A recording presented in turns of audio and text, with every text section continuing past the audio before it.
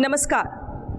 जहन जब इल्म से रोशन होता है तो सिर्फ एक इंसान का नहीं, एक परिवार का नहीं, एक कौम का नहीं, बल्कि पूरी इंसानियत का भला करता है। इल्म की इसी रोशन महफिल में शरीक हुए आप सभी खास मेहमानों का हम सभी की तरफ से बहुत बहुत स्वागत और शुभकामनाएं। अगर किसी की मदद करनी हो तो आमतौर पर ऐसा कहते हैं कि अगर आपको किसी की व्यक्तिगत मदद करनी हो तो उसे दान दे दीजिए, अगर इसके लिए पैसे देने पड़े तो पैसे दे दीजिए, लेकिन अगर किसी की ज़िंदगी बनानी हो, उसकी ज़िंदगी को सफल करना हो या किसी की ज़िंदगी का भला करना हो तो उसे इल्म की रोशनी दीजिए, यानी कि शिक्षा दे दीजिए। और इसी काबिल तारीफ सोच और जज्बे के मालिक थे डॉक्टर ख्वाजा एस.एम. यूनुस साहब, जिन्होंने इरम एजुकेशनल सोसाइटी लखनऊ की बुनियाद रखी थी। हमारे कार्यक्रम की शुरुआत हो चुकी है, जिसमें अगला सेशन, जो फर्स्ट सेशन है, वो है सेमिनार का, जिसको आगे बढ़ाने के लिए मैं मंच पर बुलाना चाहूँगी साबरा हबीब जी को। साबरा जी, ओवर टू यू।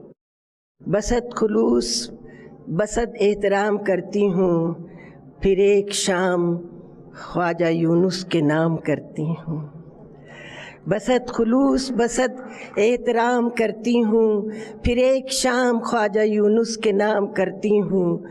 इबादतों की तरह अपना काम करती हूँ, मेरा उसूल है पहले सलाम करती हूँ। तारुफ ज़्यादा नहीं कराऊंगी क्योंकि डॉक्टर अम्मार रिजवी के बारे में कौन नहीं जानता है। शोला सा लपक जाए है, आवाज़ तो देखो, और बहुत सॉलिड बात करते हैं। मैं उनका खैर मक़दम करती हूँ। जब हम ख्वाजा यूनुस साहब की ज़िंदगी को देखते हैं तो जब हम लोग तालिब इल्म थे तो एक फ़िल्म आई थी दिया और तूफ़ान, और उसमें एक बहुत मशहूर गीत था, ये कहानी है दिए और तूफ़ान की। ख्वाजा यूनुस साहब की ज़िंदगी दिए और तूफ़ान की रही है कि एक तरफ तूफ़ान की आंधियाँ हवाएँ थी, तेज़ हवाएँ थी, और दूसरी तरफ ख्वाजा साहब थे। लेकिन फ़तेह किसकी हुई? फ़तेह दिए की हुई, तूफ़ान की नहीं हुई। ये ख्वाजा साहब की ज़िंदगी थी। ख्वाजा सैफ़ी यूनुस को मैं आवाज़ देना चाहूँगी कि वो तशरीफ़ लाएँ। बहुत बहुत शुक्रिया मैम। आज मक़तल में है कातिल, कह रहा ये बार बार, क्या शहादत की तमन्ना अब किसी के दिल में है। खींच कर लाई है सबको कत्ल होने की उम्मीद, आशिकों का आज जमघट कूचा ए कातिल में है। ए शहीद मुल्क व मिल्लत मैं तेरे ऊपर निसार, अब तेरी हिम्मत का चर्चा गैर की महफिल में है। वक्त आने दे बता देंगे तुझे ए आसमां, हम अभी से क्या बताएं क्या हमारे दिल में है। हिंदुस्तानी तारीख़ का एक बड़ा मशहूर क़िस्सा है कि जब उस दौर के गवर्नर जनरल लॉर्ड कॉर्नवालिस ने टीपू सुल्तान के सामने अपना एक पैगाम भिजवाया कर्नल वेलेस्ली के ज़रिए कि अगर बस एक बार बरतानिया हुकूमत को अपना सर्वे सर्वा मान लो तो फिर ट्रावनकोर से लेकर मराठा हुकूमत तक, मैसूर से लेकर हैदराबाद तक सिर्फ तुम ही तुम रहोगे। और टीपू सुल्तान का जवाब, शेर की ज़िंदगी का एक दिन गीदड़ की ज़िंदगी के 100 साल से बेहतर है। वालिद मोहतरम के नज़दीक मेरे लिए इससे बेहतर मिसाल नहीं हो सकती, क्योंकि अपनी पूरी ज़िंदगी एक शेर की तरह गुजारी है। उनकी जलाई हुई शमा को लाखों लोग दुनिया के गोशे गोशे में आज भी रोशन किए हुए हैं, और उनके उसी मकसद को आगे बढ़ा रहे हैं कि डर मुझे भी लगा फासला देखकर, पर मैं बढ़ता गया रास्ता देखकर। खुद ब खुद मेरे नज़दीक आती गई मेरी मंजिल, मेरा हौसला देखकर। जब हौसला बना लिया ऊंची उड़ान का, फिर देखना फिजूल है कद आसमान का। बहुत बहुत शुक्रिया। अपर्णा बिष्ट यादव साहिबा, मैं उनको स्टेज पर बुलाना चाहूँगी, तशरीफ़ लाएं।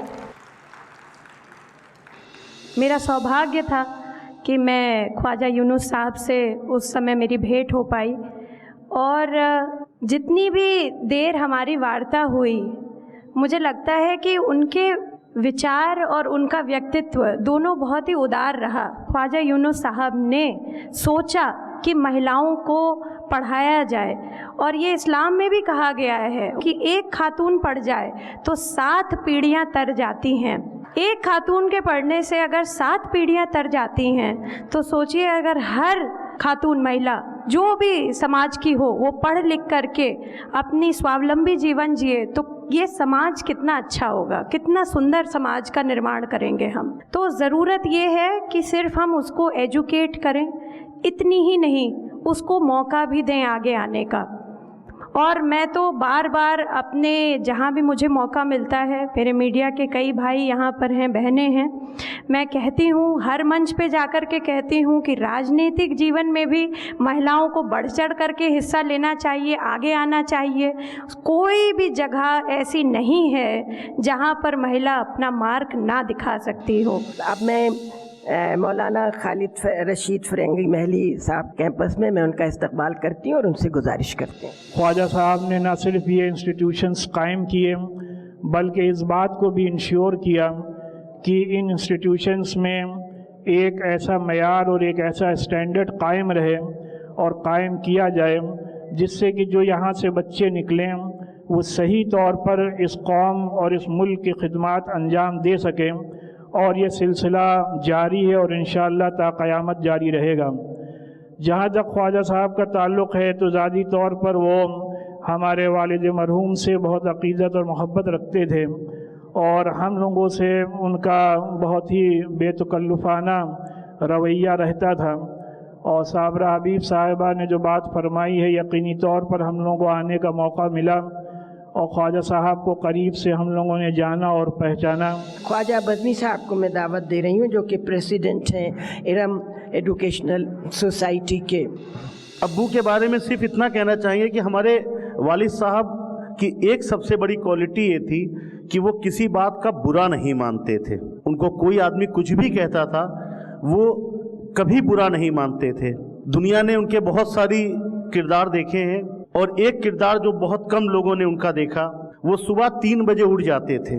जाड़ा गर्मी या बरसात, वो 3 बजे उठते थे।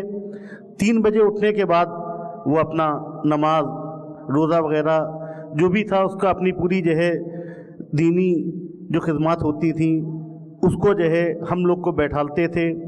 सब एक साथ बैठ के घर में चर्चा करते थे। सुबह 7 बजे वो स्कूल में आ जाते थे और 7 बजे से लेके रात के 11 बजे तक वो मुसलसल काम करते थे। हमने अपने वालिद साहब को दोपहर में आज तक कभी आराम करते नहीं देखा। डॉक्टर नवाज देवबंदी साहब को मैं ज़हमत देती हूँ कि वो आएँ। अलबत्ता ख्वाजा यूनुस से मेरी एक रिश्तेदारी है। रिश्तेदारी खूनी रिश्तों ही से नहीं होती, समाजी रिश्तों ही से नहीं होती, फिक्र से होती है। मुझे पता चला कि लखनऊ में भी एक शाहजहां रहता है जिसने कई तालीमी ताजमहल बनाए हैं। मैं उम्र में छोटा था, इल्म में छोटा था, हर एतबार से खुर्द था। मैंने देखा कि एक शख्स बड़ी वजाहत के साथ जो बाहर वाला दरवाज़ा है उसके बाहर वाले हिस्से पर मेरा इंतज़ार कर रहा है। जब मुझे ये पता चला कि यही शाहजहां हैं, यही ख्वाजा यूनुस हैं, तो मेरा जी चाहा, चूँकि इस्लाम में सजदा रेज़ी मना है, तो मैंने अपने जज्बे को सजदा रेज़ किया और उनके कदमों में अपना जज्बा पेश किया। जनाब अनीस अंसारी साहब से गुजारिश करूँगी। ख्वाजा मोहम्मद यूनुस, उन्होंने इल्म की रोशनी फैलाने के लिए 44 से ज़्यादा मुख्तदर इदारे कायम किए। ख्वाजा साहब के बारे में मैं एक तसर्रुफ़ के साथ फ़िराक गोरखपुरी का एक बहुत मशहूर शेर पेश करना चाहता हूँ। आने वाली सदियाँ तुम पर फ़ख्र करेंगी हम असरो, जब उनको ये ध्यान आएगा ख्वाजा को तुमने देखा है। जनाब मोहम्मद अहमद अदीब साहब को जो मुजाहिद उर्दू लखनऊ हैं। ख्वाजा यूनुस साहब से मेरा निस्फ़ सदी से ज़ायद का अरसा गुज़र रहा है कि वो मेरे साथ कदम कदम पर मुझसे मशवरे मांगते थे और मैं उन्हें सही मशवरे देता था और वो उसको कबूल करते थे। आज मुझे आने के बाद इस बात का एहसास हुआ कि वो शख्सियत जो हमें गले लगा लेती थी, मेरा मुजाहिद आ गया, मेरा मुजाहिद आ गया, गले से चिमटा लेती थी हर तकरीब में। बहरहाल आज उनकी यौम पैदाइश है। मैं उनसे 3 साल बड़ा हूँ सिर्फ, मेरी पैदाइश सन 36 की है, 28 फरवरी, और उनकी 39 की है। प्रोफेसर शारिब रुदौलवी, उर्दू के प्रोफेसर। ख्वाजा यूनुस साहब एक अच्छे कलमकार थे और मैं ये समझता हूँ कि एक तख्लीकी अदब वाला सोचने की जो सलाहियत रखता है, जो लिखता है अदब में जिसने कुछ किया है, शायरी है, अफसाना है, नावल है, वो बहुत वसीउन नज़र होता है। ये वसीउन नज़री ख्वाजा साहब की ज़िंदगी और ख्वाजा साहब के अमल का एक बहुत बड़ा हिस्सा थी। रिजवान साहब तशरीफ़ ले आए हैं, पुलिस में रह चुके हैं, मैं उनसे गुजारिश करूंगी कि आएँ।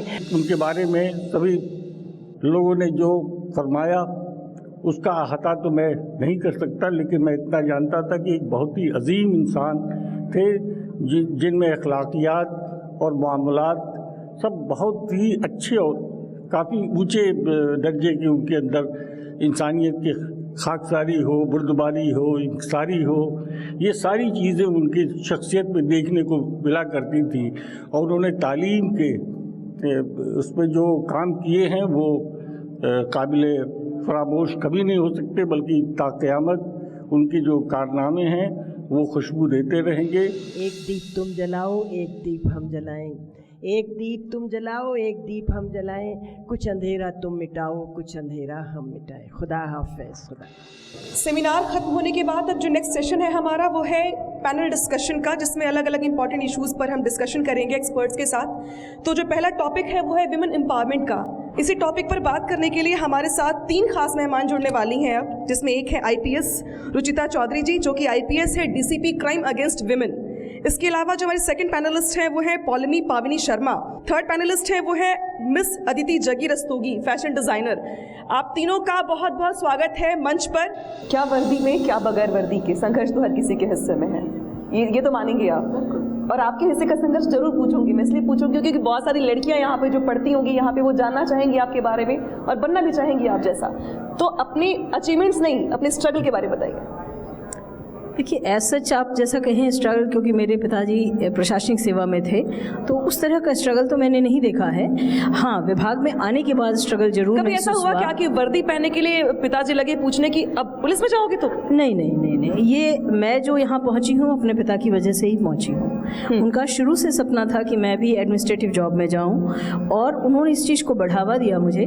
मैं पहले लेक्चरर थी राजस्थान यूनिवर्सिटी में, मैंने 2 साल पढ़ाया है। उसके बाद UPSC एंड ये एग्ज़ाम्स दिए एंड इसमें सिलेक्ट होने के बाद उन्होंने कहा कि बेटा तुम्हें तुम्हारे जो स्वभाव को ये सूट करता है तो आप इसमें जाओगे तो बहुत अच्छा रहेगा। और बचपन से हम लोग जैसा सोचते थे कि बेटा ही नहीं बेटी भी कोई आगे बढ़े, उनकी सोच थी, वो समय से कुछ आगे ही थे। तो मुझे इस तरह का स्ट्रगल नहीं करना पड़ा। सोचते हैं कि नहीं बेटी तो क्रिकेट खेलती है, वो उसे क्रिकेटर बनना है, जरूरी नहीं बिल्कुल बिल्कुल। पॉलिमी आपको तो प्रॉब्लम नहीं हुई होगी ऐसी, लेकिन एक्सेप्टेंस की प्रॉब्लम है क्या हर जगह? ये तो मतलब वकालत में अगर आप अभी सोचिए तो top women lawyers Indira Jaising के अलावा आपको नाम नहीं सूझेगा।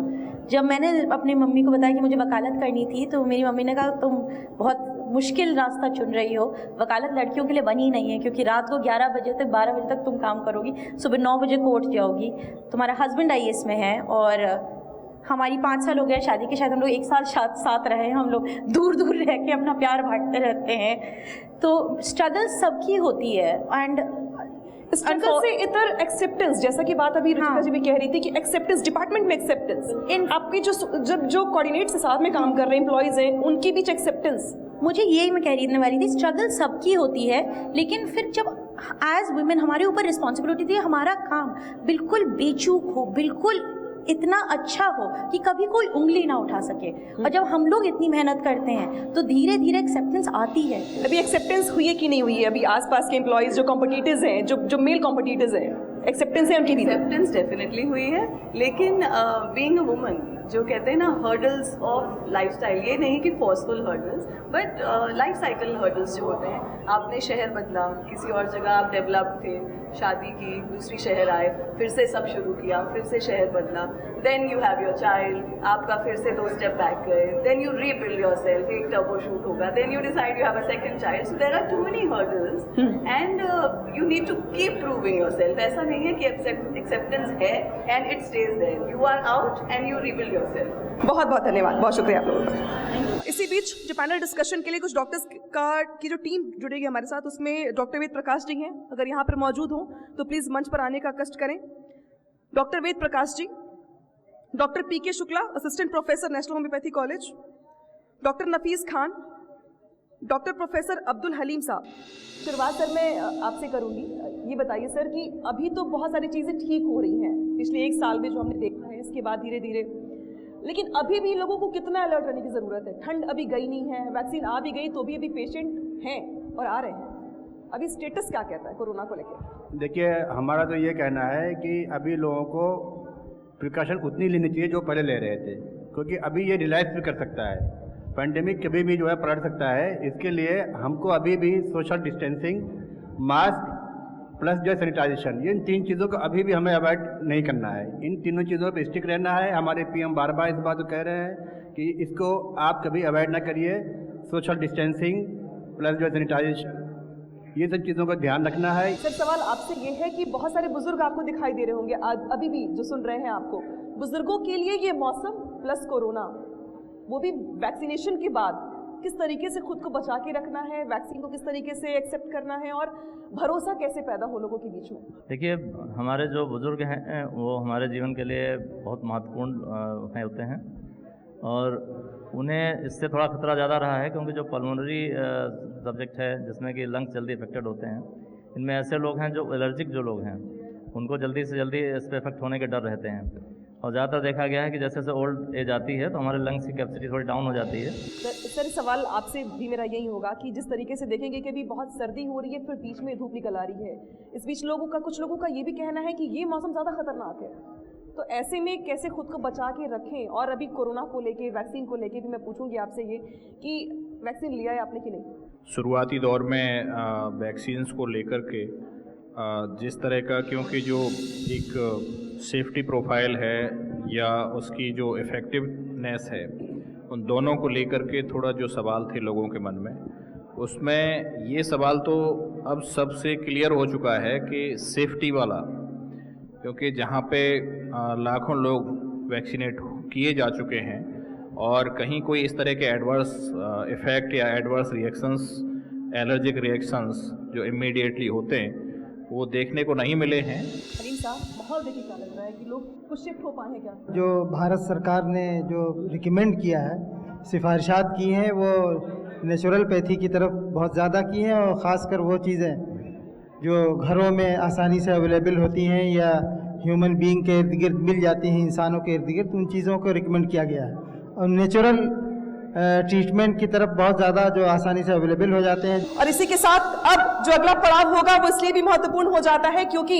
जिसका इंतजार सभी को था, सुबह से जो डिस्कशंस हो रहे थे, सेमिनार हो रहे थे, उसमें एक शख्सियत का जिक्र बार बार हो रहा था, उत्तर प्रदेश के उप मुख्यमंत्री दिनेश शर्मा का, जो अब इस बीच हमारे साथ मौजूद हैं। वक्त आ चुका है उस मूवमेंट का जिसका इंतजार सभी को था, यानी कि ख्वाजा यूनुस अचीवर्स अवार्ड्स का। ये वो शख्सियतें हैं जिन्होंने समाज के अलग अलग क्षेत्र में अलग अलग महत्वपूर्ण योगदान दिया है, त्याग दिया है, काम किया है, फिर चाहे वो डॉक्टर हो या प्रोफेसर हो, शिक्षा के क्षेत्र से जुड़े हो या स्वास्थ्य के क्षेत्र से जुड़े हो, सभी ने अपना महत्वपूर्ण योगदान दिया है और इसीलिए आज इनको सम्मानित भी किया जाएगा।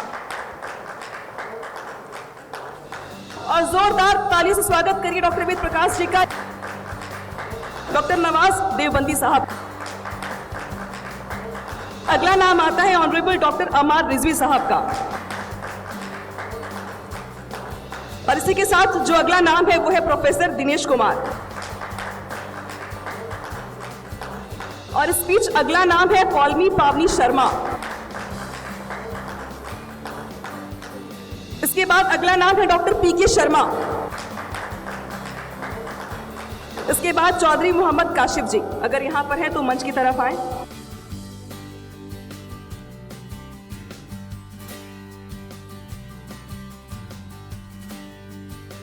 स्पीच ज़रूरी ये भी हो जाता है कि इसकी भूमिका को, इसके इतिहास को हम समझने का प्रयास करें। फैजी साहब जो बताएंगे अब आगे इसके बारे में कि किस तरीके से दिनेश शर्मा जी जो कि अभी अभी यहाँ पर आए हुए हैं, तो वो भी ये जान पाएंगे कि किस तरीके से शिक्षा के क्षेत्र में यहाँ काम किया गया है। आज के हमारे चीफ गेस्ट मोहतरम दिनेश शर्मा सर, वैसे तो आपके ऊपर हक 22 करोड़ की जनता का है, पूरे उत्तर प्रदेश का, मगर हमारे लखनऊ वालों का और ख़ासकर इंस्टीट्यूशंस वालों का हक आपके ऊपर ज़्यादा है। वो इस तरीके से ज़्यादा है कि आपकी क्लासेस में हम पढ़े, आपको पिछले 10 साल में हमारे गम में, हमारी अच्छी बुरी बातों में आपके पास गए जब आप मेयर थे, और आपने हर वक्त हर पहलू पे हमको सुना, हमारी समस्याओं को सुना, हमारे दर्द को सुना, और हमें हर बार एक बड़े भाई की तरह शफ़क़त का हाथ हमारे सर पे रखा।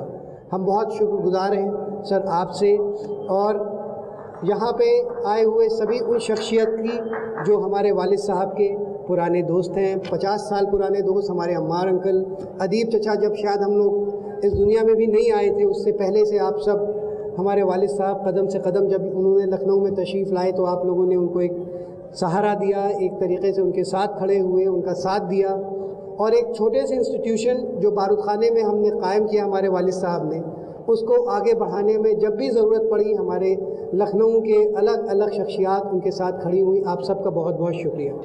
हमारे इंस्टीट्यूशंस के बारे में लगभग पिछली बार भी जब सर आए थे तो आपको बताया जा चुका था, क्योंकि लखनऊ यूनिवर्सिटी से एसोसिएटेड होने की वजह से ऑन एंड ऑफ सर की खिदमत में हम लोग हाजिर भी हुए, और सर ने हमेशा अपना एक कह सकते हैं गाइडेंस है, उस तरीके से जब भी ज़रूरत पड़ी ही वॉज ऑलवेज देयर। माननीय डिप्टी सीएम साहब हमारे बीच मौजूद हैं, वो अब अपनी बातों से हमें बताने का ये प्रयास करेंगे कि चूँकि शिक्षा के क्षेत्र में जिस तरीके से एक बड़ा बदलाव हमने देखा अभी उत्तर प्रदेश सरकार के ज़रिए, वो भी हमें सुनने को मिलेगा। साथ ही साथ जिस संस्थान, जिस प्रांगण में हम मौजूद हैं, वहाँ के लोग जो सुबह से इंतज़ार कर रहे थे डिप्टी सीएम साहब का। सर,